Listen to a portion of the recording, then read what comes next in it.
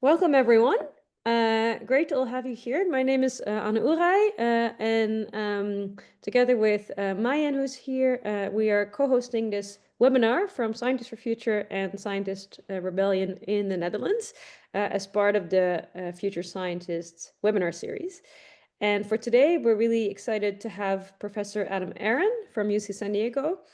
I know Adam as he transitioned his lab from neuroscience to focusing on collective climate action, I believe now 4 years ago or so, which raised quite some attention in the neuroscience community. And I think for myself and for many others, he's really been an example in the field of using our academic skills and connection in our time for the greater climate cause. And this webinar resulted from an invitation after we saw Adam give this talk when he visited the University of Amsterdam not too long ago. And I'm really happy to hear this again and to share it with you all here. So before I open the floor to Adam, I think we would encourage you to put some questions or thoughts in the chat as we go. I will also share some links. And I think since we're not a massive number of people, perhaps if Adam is okay with it, you can also just unmute and keep this session a little bit interactive. So the floor is yours. Thanks very much for being here. Thanks so much for inviting me, Anna and Mayan. Good to see you all, and nice to see you on camera over there. So what now for social science and local collective action? So I thought it might be useful for me and us to understand sort of who's in the audience. Not quite sure how to do this, but just to say, like, I don't know, put your hands up if you're a social scientist. Okay. Put your hand up if you're another kind of scientist. Okay, other kinds of science. Put your hands up if you're an activist. I guess that's okay to ask you that. Okay, so we have a mix of people. Good. All right.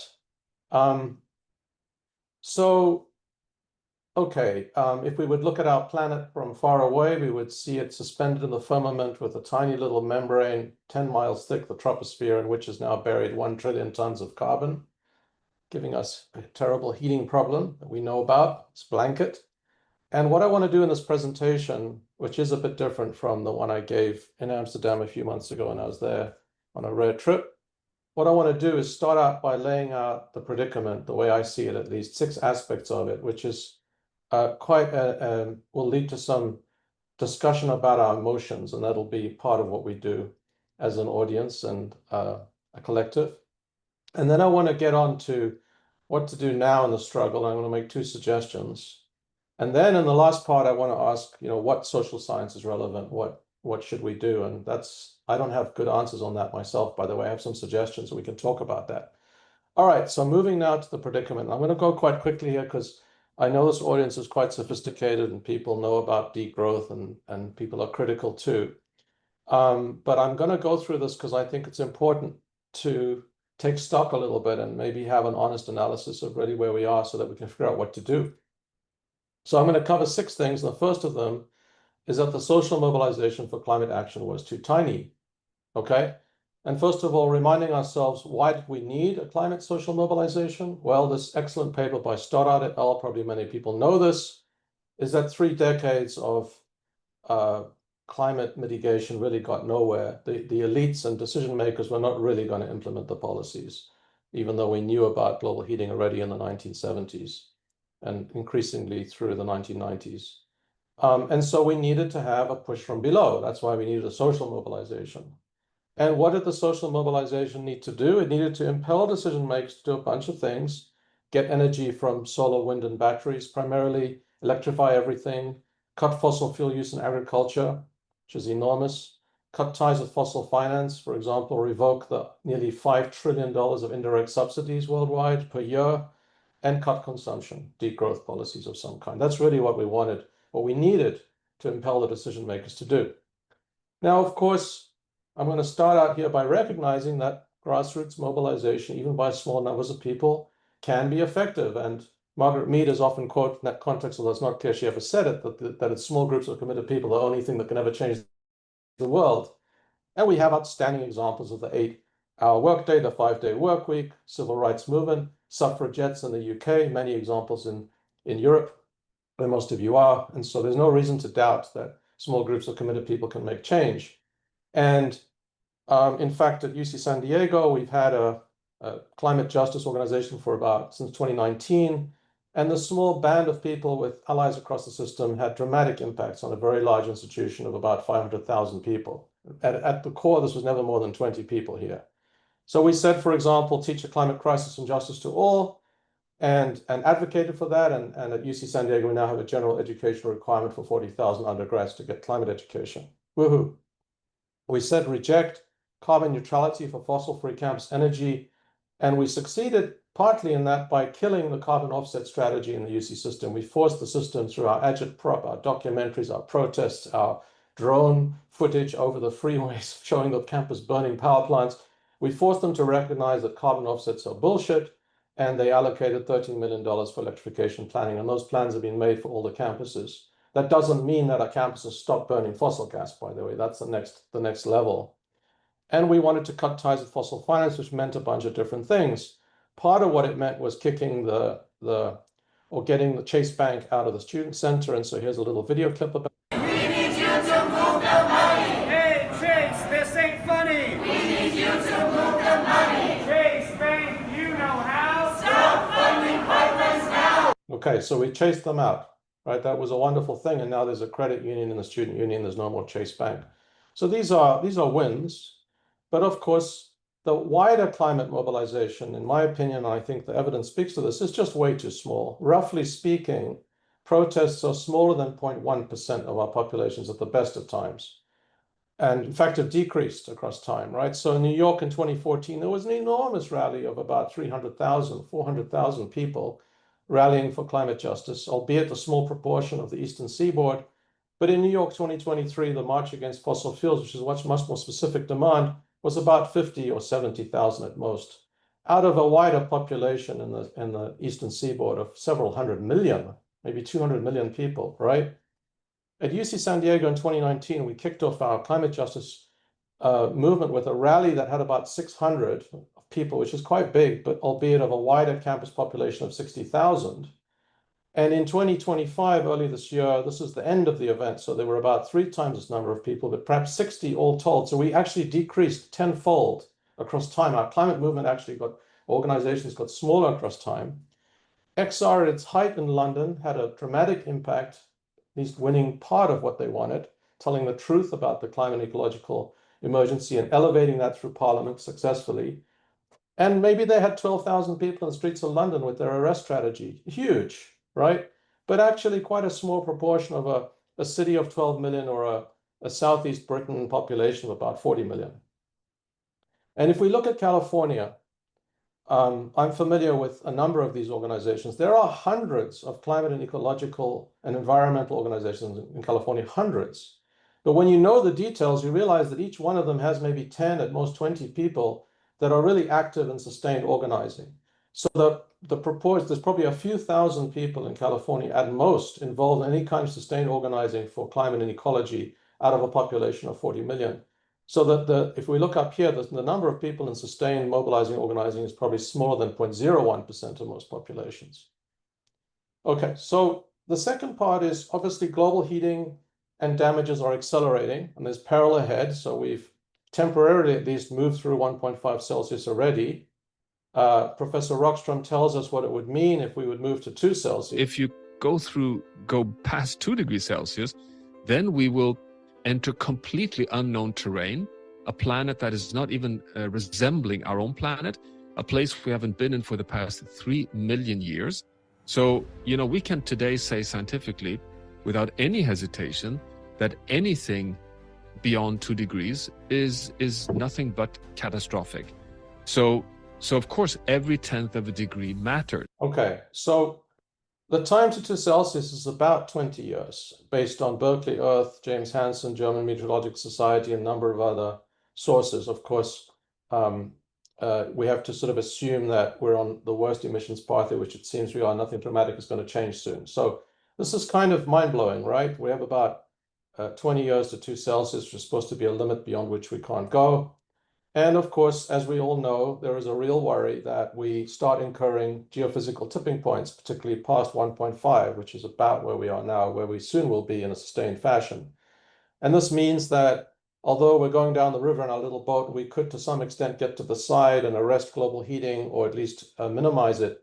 You know, if we really hit these big geophysical tipping points like permafrost thaw release, collapse of the Amazon, then our little boat might go over the waterfall and have these very big accelerating feedbacks, and it won't matter so much what we do with respect to trying to stop heating. Some people think that's already happening. Now, the costs are mounting. Los Angeles was early this year, $250 billion of damages estimated just from that one massive fire event. Valencia, Spain was earlier this year. And this is a graph. I think the US government can no longer produce graphs like this, by the way, but this at least was produced in 2024. On the y-axis, the number of events. On the x-axis is years. There's a colossal increase in the number of extreme weather events. This is quite good evidence for the impact skeptic, actually exponential increase.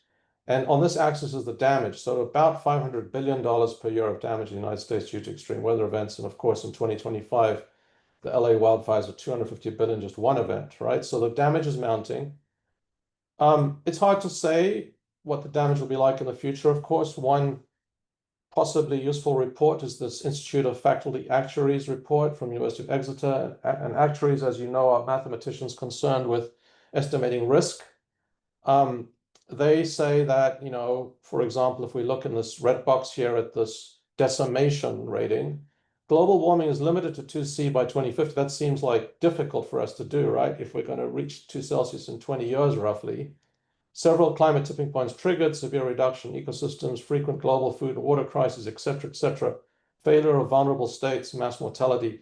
They estimate 800 million deaths. And if we go beyond 2 Celsius by 2050, they're estimating more than 2 billion deaths. I have absolutely no idea how they estimate those numbers, and I don't know if anybody does it. That seems kind of hard to fathom. But I think the various things they're talking about here are very plausible. And you see more and more reports like this for the next few decades. What is our future here in the United States? Well, it depends where you live. This is the Climate Vulnerability Index, which is kind of a compound measure of drought, wildfires, heat events, flooding. And of course, some places have a very high climate vulnerability index, parts of the Gulf because of the hurricanes, areas around Richmond, Virginia, where there's rivers that can flood and so forth. And there's this book by Lustgarten that's quite compelling, in which he argues, based on all the evidence he can adduce, that there's likely to be a mass movement of millions of North Americans to northern latitudes. But I don't see any planning for that. I don't see the climate organizations or movement focused on that whatsoever. And so, you know, one needs to start thinking about this kind of thing. All right, in my litany of the predicament, fossil finance and extraction are at record levels. Fossil fuels are still 85% of final energy consumption in 2025. It's important to recognize, the reason I'm telling you this is, it's not enough just to think we could get a quick political fix at the top and everything's going to be okay. That under Biden, the United States became the largest extractor and exporter in world history, world and US history. So here's the number of permitting licenses. The fossil gas production in the United States went to record levels. The exports went to record levels. So this was under the Biden administration, right? Under the Democrats. And world's largest fossil banks pledged near record levels of fossil fuels in 2024. So I think the divestment movement has been a failure, frankly. Like everything we struggled for there, ultimately there has been no serious divestment of fossil fuels. There's never been so much money to finance them as there is now. Now, I think of my list of 6 things, I think they're all facts, really. But number 4 is an interpretation that not everyone's going to agree with. But I think there's compelling evidence for this, that the green technical transition, when done for profit and under growth as usual, simply can't fix this. This is not a fixable issue. Predicaments don't have solutions, they have responses. But a lot of people are very excited about the green technical transition, depending on their proximity to how much money there is to be made often. It is true that there is massive solar deployment in China, like this. And in fact, I think China's added more renewables in the first 6 months of this year than much of the rest of the world did in history. We keep getting figures like this, enormous. But it's important to recognize that China does that with direct state investment, not based on any profit calculation. But most of the rest of the world, especially here, the renewable energy scale-out has to be profitable. And as Brett Christophers argues quite compellingly in this book, renewable energy is not and may never be as profitable as fossil fuels.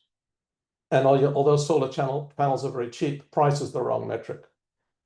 I think it's important to recognize that while some people are very excited about the sort of huge deployment of renewable energy in China and elsewhere, I think under the growth as usual mantra, we will rip open the planet for materials and recapitulate the same extractive and dominance hierarchies and pollution that got us into the mix in this, got us into this predicament in the first place.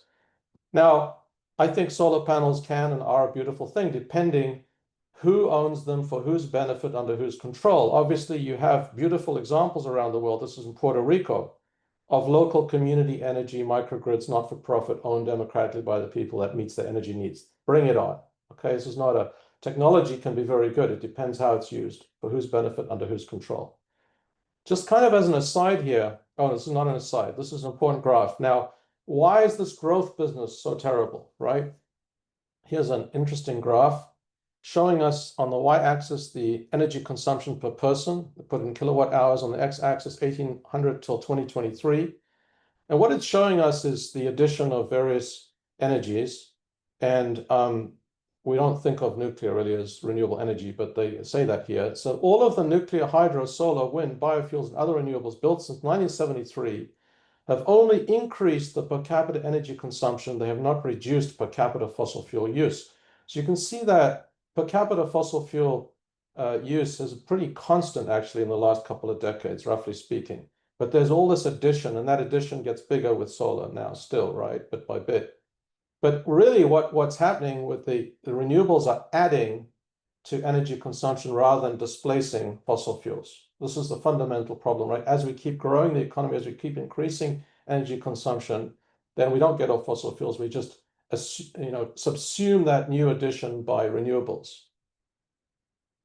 Important to note, this is the average consumption per person across history, which is a bizarre metric because there's enormous inequalities, like people in North America are using 20 times as much energy as people in Africa, for example. But anyway, I saw the New York Times had this article, and it was all very glowing and full of excitement, and lots of people were sharing how wonderful this is. This is the Tibetan Plateau, and China is paving with this absolutely colossal renewable energy. And there was a time that I thought this was wonderful too, but I don't believe that anymore. I think that this is insane, actually.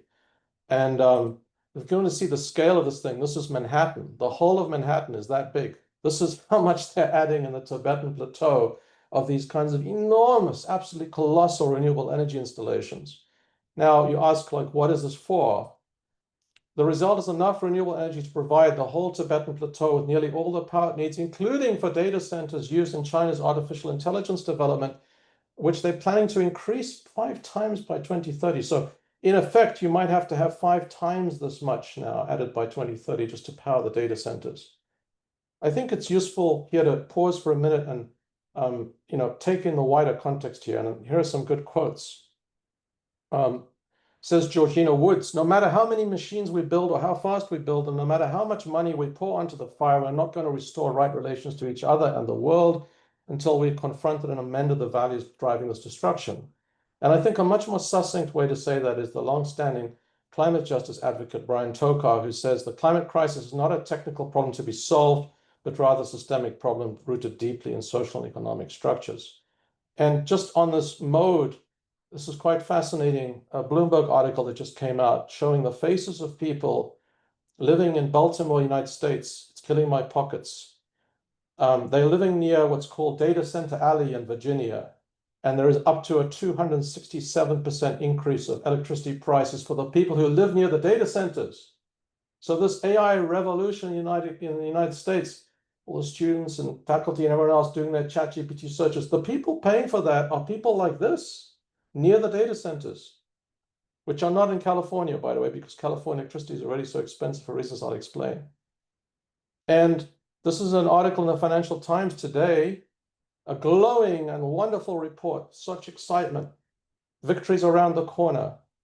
And this is what it looks like in California now. If you drive out, 200 miles away into the desert, there are vast solar plants that look like that Chinese thing, and now these absolutely colossal battery installations. And this is being done under for-profit capital financed by JP Morgan Chase, enormous amounts of money being made. And I don't believe in this vision anymore, I'm afraid. Okay, beyond the problem of carbon pollution, we are superseding 7 or 9 planetary boundaries. This is important.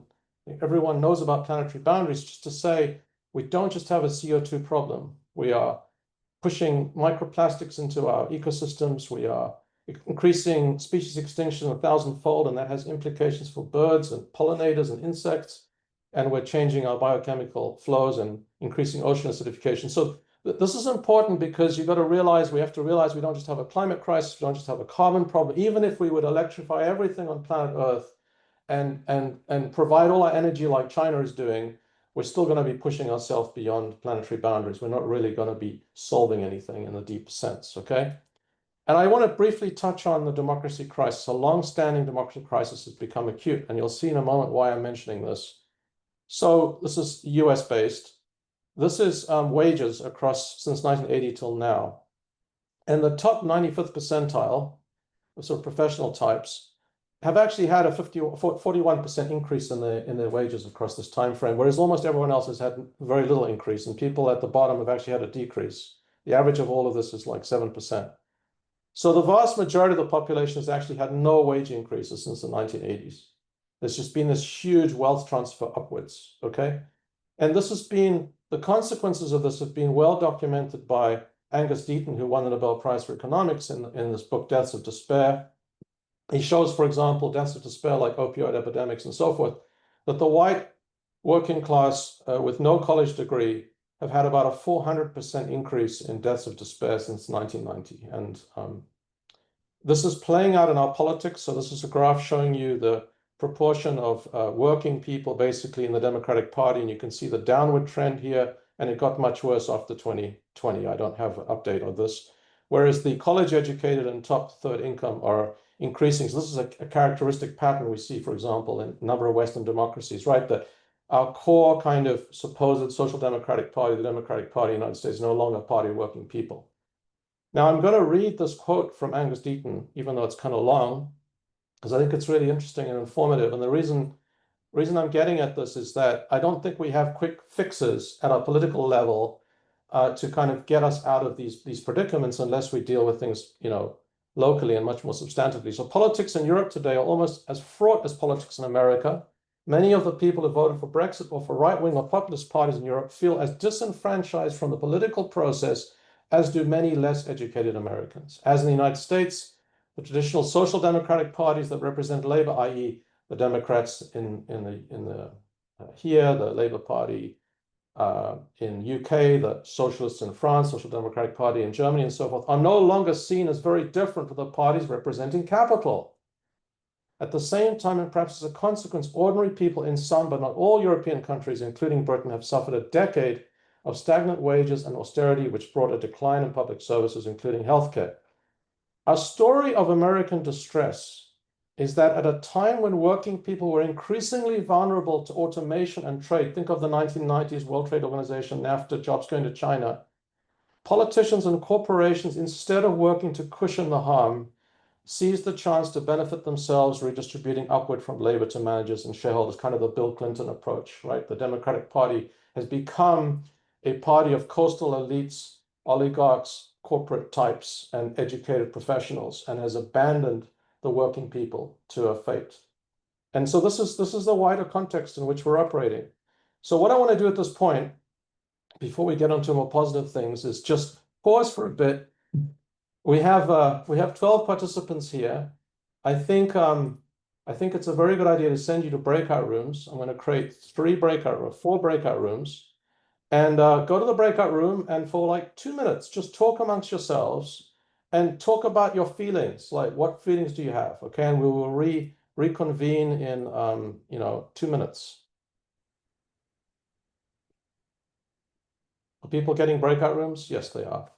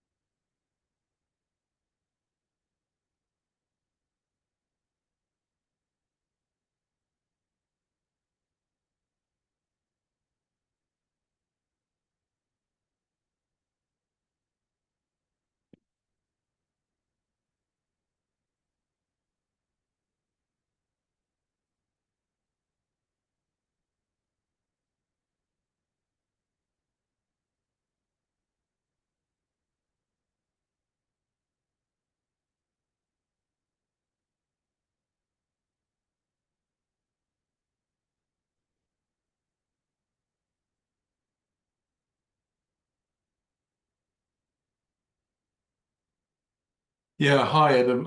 The person who joined my breakout room, their mic wasn't working. So, Well, but what are your feelings? oh yeah, well, feelings of frustration because the technology didn't work. No, it's great. Yeah, good. Feelings. Yeah, I mean, I've been following this stuff for years now, it feels like, and I guess my biggest frustration is my inability to, to engage people in this, because when I talk to them about it, they just kind of go blank. They turn Right. off, you know. But I'm making small progress When you talk to them about what? about the imminent threats of climate change, obviously. Right. Yeah, but I'm making small progress. I mean, but we're obviously not fast enough. But yeah, I just was elected as the president of the Public Health and Law section of European Public Health Association. So Okay. hoping to be able to use that muscle to do something around this. Okay, everyone's back. Yeah. Okay, so people, unmute yourself, say how you feel. Anyone want to share how you feel? What feelings do you have?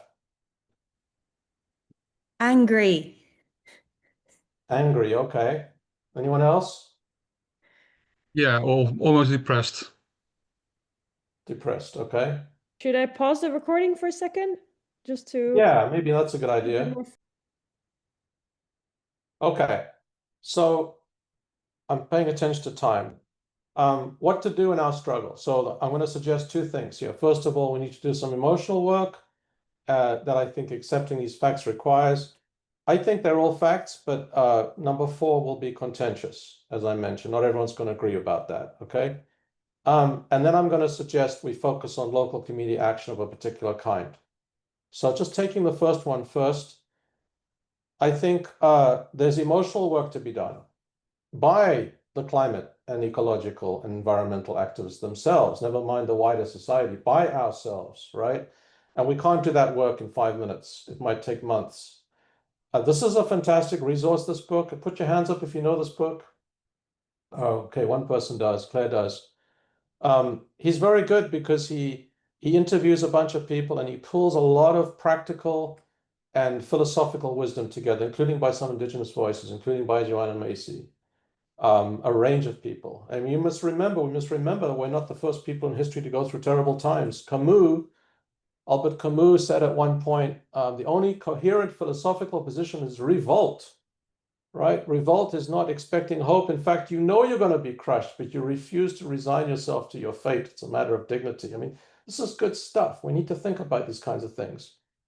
I think that Tadjo Müller is onto something where he talks about Verdrängung, which I guess is a German word, or Verdränging in Anna in Dutch, Verdränging.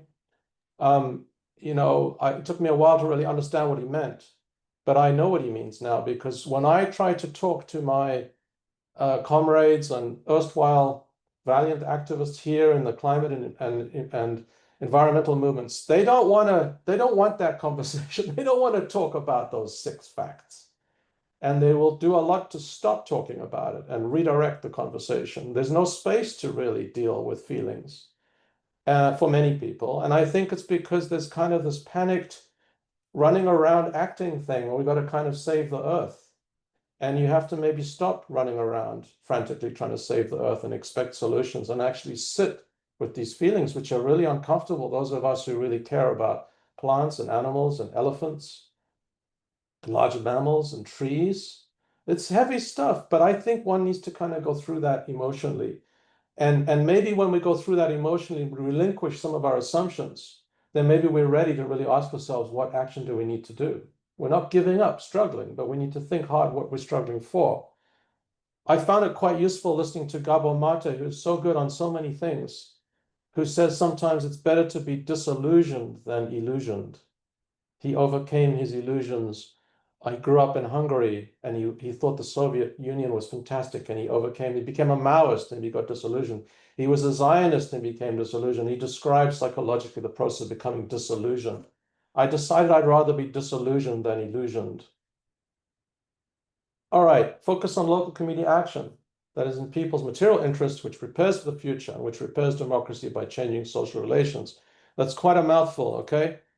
As you will see, this is responsive to several of the elements of the predicament that I laid out. So this would be nice. I'd like to live here. I mean, there are places something like this dotted around the world. Maybe not quite this idyllic, but what do we see? We see community agriculture, short supply chains, probably quite face-to-face democracy, local community-generated energy owned by the people for the people, that kind of thing, right? This is not going to be practicable for all of us everywhere, particularly living in cities, but it's important to think about these things. I think we need to prepare. We need to think as activists and social scientists about preparing.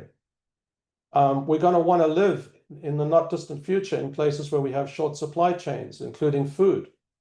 Britain is quite stressed now about the fact that there's a failure of agriculture and farming, and they're looking to the future on that. We should have local community renewable energy, not-for-profit utilities. Some of you live in countries where this is already quite developed and you have more socialized stuff than we do here, but nevertheless, we should have electrification, insulation for all sorts of good reasons, and we should have local face-to-face democracy as much as we can. We're not going to fix our democratic problems in the United States if we can't even have democracy in our own institutions and in our cities and towns. We can't trust governments to do this. They're not going to do these things. We need social mobilization. We need social mobilization to make the stuff happen. And we must start where we are. So what should we fight for? Now, this connects with the discussion about adaptation. And for me, and probably many of you or the activists amongst you, climate activists amongst you, adaptation was a dirty word. I hated this thing because it always meant, like, whenever you start talking about adaptation, there were elites who are like, yeah, we're going to adapt and not mitigate. Right? It was a squirrely way to actually get out of the responsibilities to actually deal with global heating. Now, there are three kinds of adaptation we can identify in the typical sense. Shallow, like literally raising beaches in Florida, so rich people's beaches aren't being swamped by the ocean. Incremental adaptation, for example, in Pacific Palisades, which is one of the rich neighborhoods that got burned in LA this year, they're rebuilding those houses, waiving environmental regulations and making them robust to fire damage. So that's kind of incremental adaptation.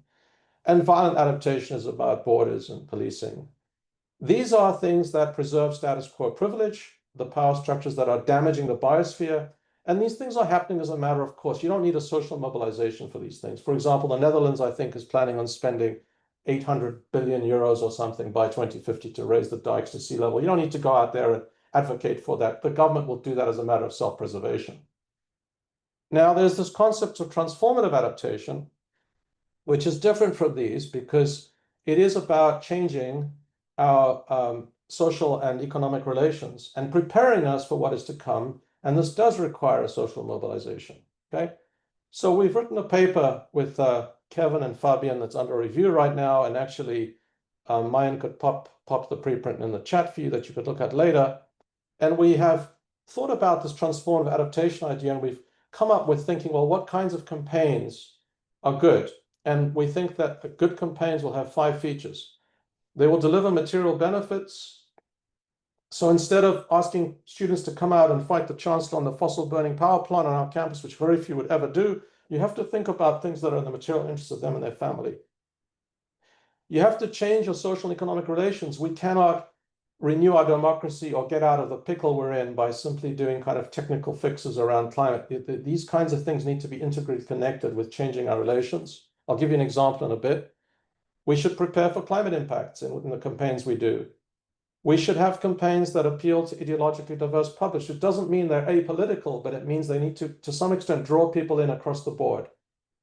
And we need to contribute to emissions reductions. We don't give up on that struggle, even though we recognize it's vanishingly unlikely we can stop heating. We should do campaigns that try and make heating go down. Now, I want to mention that this transformative adaptation idea has been around at least since 2012.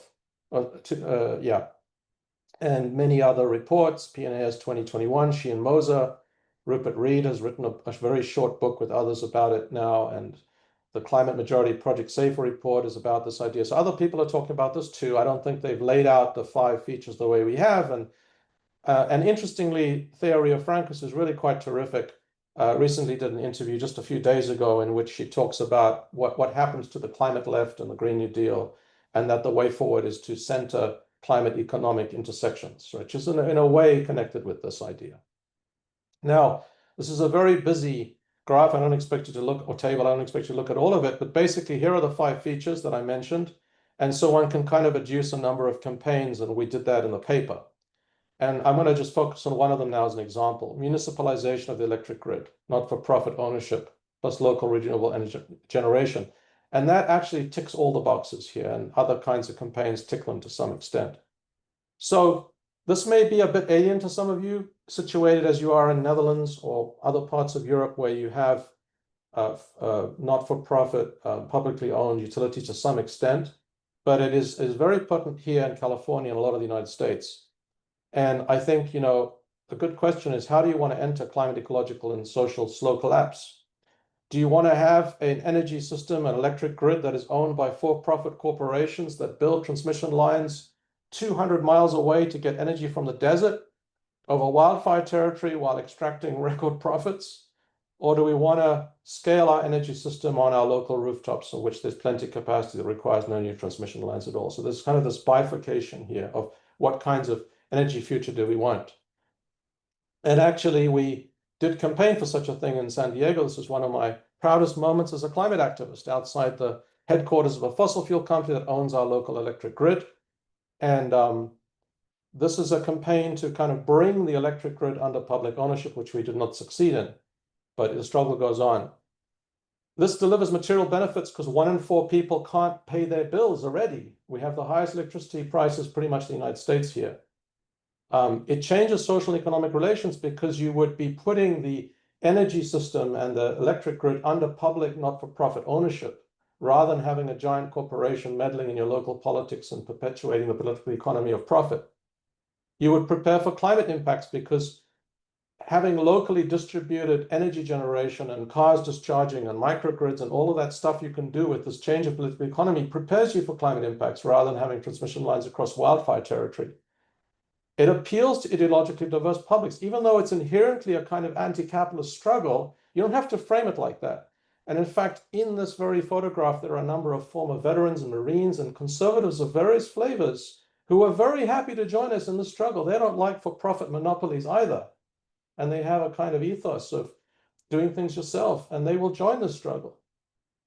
And it contributes to emissions reduction because you can escalate your renewable energy thing much more quickly. Okay.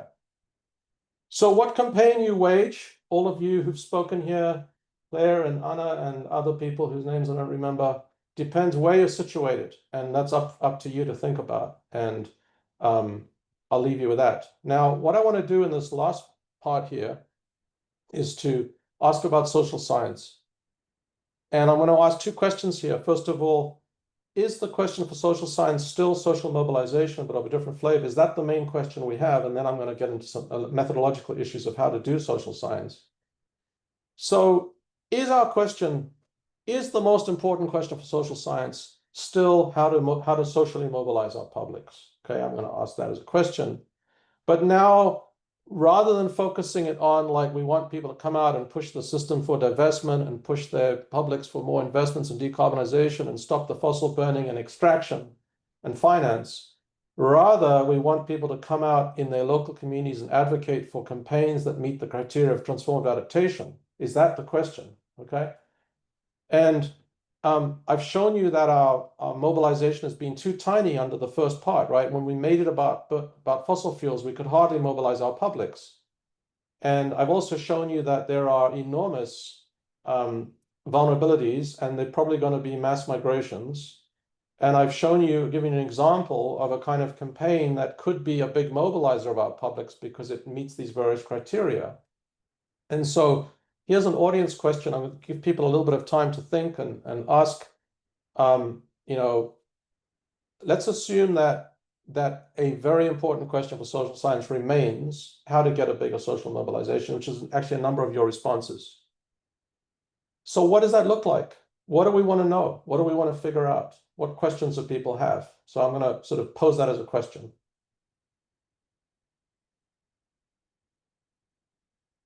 I don't know if we need breakout rooms or people can just... Maybe you want to pause the recording, Anna, I don't know. So we can come back to this question about what a research program around social mobilization might look like. So what I want to do in this part is briefly talk about sort of methodological issues of social science, and maybe that helps us think a little bit about what kind of social mobilization we need, how to go about it. So my conclusion is social science must go beyond surveys and self-report. And here are some important things in this general field. Only quite recently has empirical environmental psychology, and I think environmental sociology and environmental politics, although I'm not as familiar with those fields, only quite recently have these things concern themselves with the climate crisis.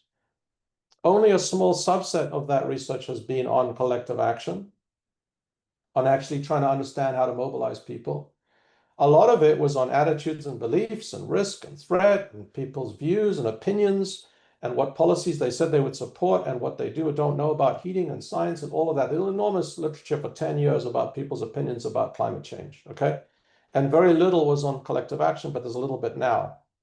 But what research has been done on collective action has mostly been hypothetical intentions. It's been asking people what they might do, what they think they might do, what they could do.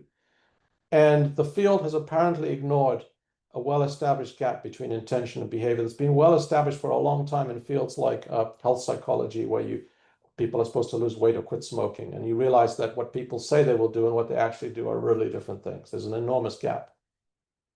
I want to give you a couple of examples. And the reason I'm doing all of this is not to be mean to these researchers, but to kind of flag that I think many people or we have been barking up the wrong tree and trying to understand things that actually don't really connect with reality. And that kind of, we need to do something different. So this is a paper in The Lancet, the foremost medical journal in the world. I think it was earlier this year or last year, analyzed survey responses from 16,000 youth, right? So climate emotions, thoughts, and plans among US adolescents and young adults across sectional studies. 16,000 youth are sampled. 85% say they're at least moderately worried, and 56.7% say they're somewhat worried. And this is all fixed responses. You're given, online study, you're recruited, you're paid a little bit, and you sit in front of a computer screen, and the things you have to click, right? It's forced choice, self-reported, survey-based. Now let's zoom in a little bit on things. How likely, if at all, are you to do the following things in response to climate change? 52% of these 16,000 youth say that they would join group actions or protests. 52%. Now I translate that into San Diego area where I am. 52% of youth would be 150,000 people. Do we see 150,000 people in protests? No, we see smaller than 0.1%. And do we see 150,000 in sustained group action? No, we see smaller than 0.001%, 0.01% or much less. So this is just totally misleading, absolutely misleading, okay?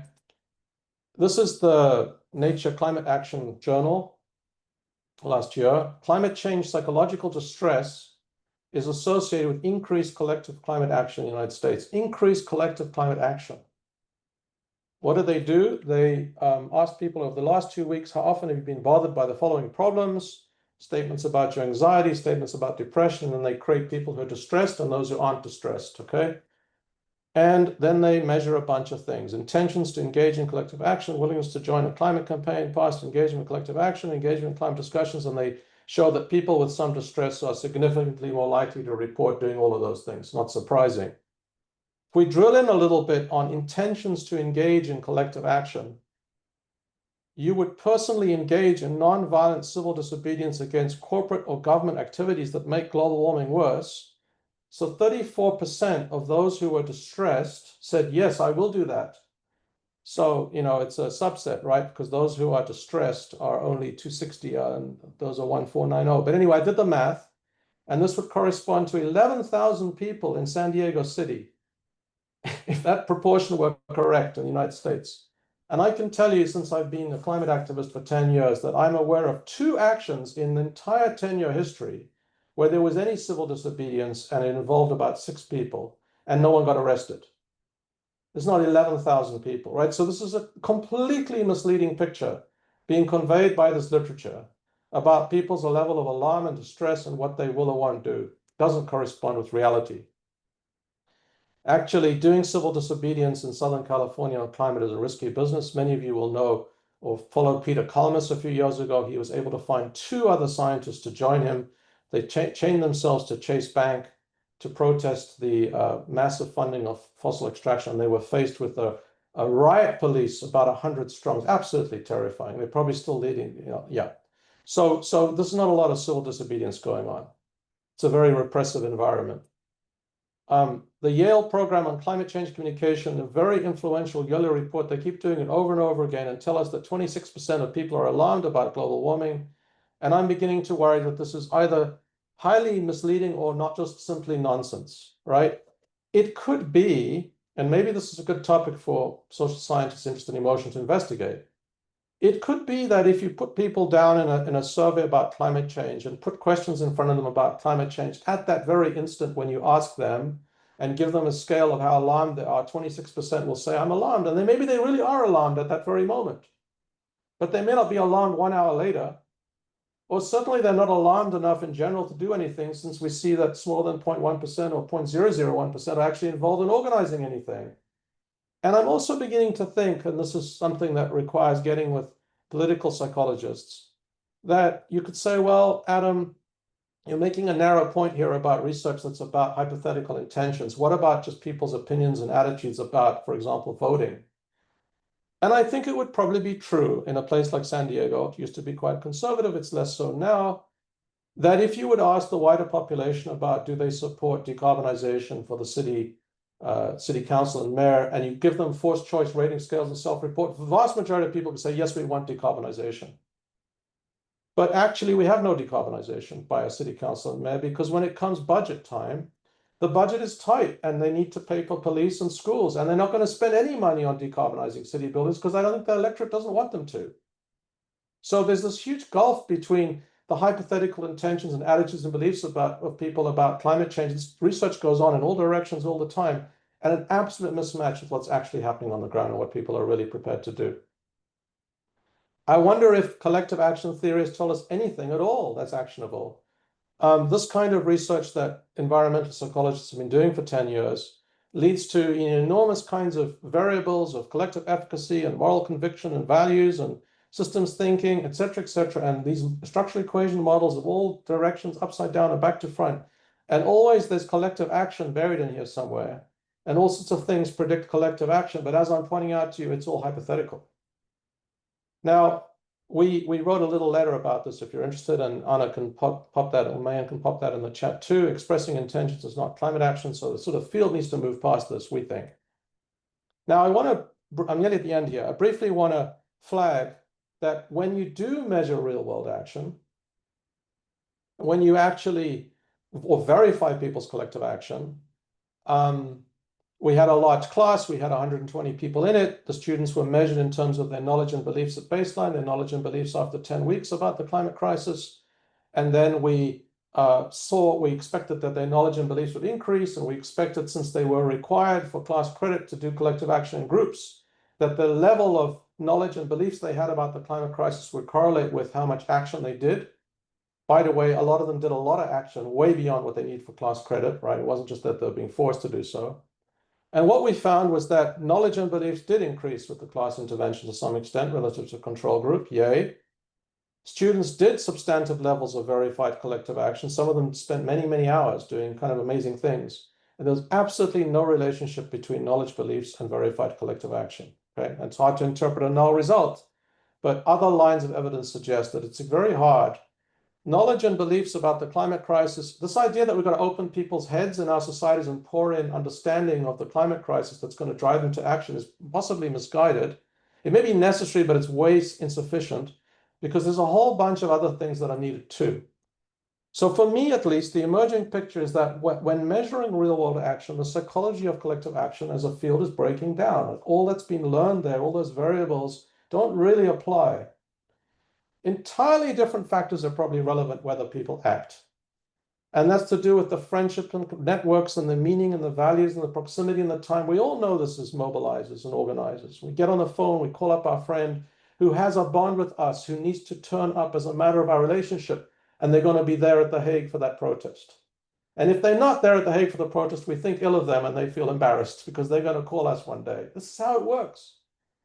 Now, it could be that all these factors are so idiosyncratic as to defy a positivistic science. I think if we had Professor Chomsky here, he might say, and I wish we did, he might say it's very good to focus on these important topics. Climate crisis is very important. Research is a good thing. But don't for a minute think that this kind of social science could ever approximate the regularities of physical science. I don't know. I don't know if we could have a theory of the variables that really matter for people to actually get out in the world and act, that it's consistent and regular enough for us to capture that. And maybe we will, maybe we won't. This is maybe an important discussion point. We might instead want to put our time, energy, and resources into actually organizing and mobilizing people rather than trying to research how to do that. So that's something I'm thinking about. All right, I'm going to stop because I just want to briefly summarize. I laid out a predicament, the 6 things, and I didn't do that to just be depressing, but I think it's important to pay attention to reality and at least the facts. 5 out of 6 of them are definitely facts, and I think they all are facts. Because we have to know what to do. I think one needs to do the emotional work of reckoning with these facts, which is a long process that's difficult. And I think we should refocus on local community action. It's a kind of a long story, but to touch briefly on your comment on even about those elements of our society that are farmers or conservatives of various kinds. Yes, there's kind of a cultural backlash, but there's also Mother Earth is putting up her temperature and making people feel very unstable and uncertain, and they're clamoring for rules and regulations and certainty. And people like this also need short supply chains and modes of living and ways of living. And sometimes, like Le Soulèvement de la Terre does in France, you can have amazing mobilizations around the countryside involving quite right-wing people if it connects with the defense of terrain and rivers and things that they care about too. So what social science is relevant, I'm leaving as a question mark, and then we could discuss in our Q&A. So thank you so much for your attention, everybody.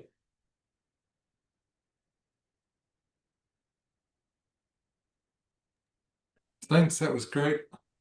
Thank you, I Alan. know it's 12, but maybe people could stick around for 5 minutes. I'm not in a rush, go a little bit longer. Yeah, I don't let's know if open you the want to floor. record the Q&A or just maybe don't so people can speak freely. All right, then we'll As you close like, as you like. this recording. Yeah.